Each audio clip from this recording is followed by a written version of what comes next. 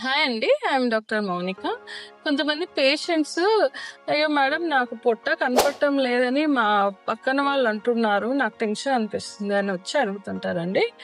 అయితే పొట్ట పెరగడం అనేది జనరల్‌గా ఈ సెవెంత్ మంత్ నుంచి బాగా క్లియర్‌గా తెలుస్తుందండి. ఫస్ట్ 3 మంత్స్ యుటరస్ అనేది పెల్విక్ ఆర్గాన్ అంటే లోపల ఉంటుంది. మనకు పెద్దగా తెలీదు. తర్వాత 5వ నెల నుంచి కొంత బయటికి తెలుస్తుంది. అయితే మనం పొట్ట సైజుని బట్టి బిడ్డ ఎంత పెరిగింది అని అసెస్ చేయడం అన్నది కష్టం.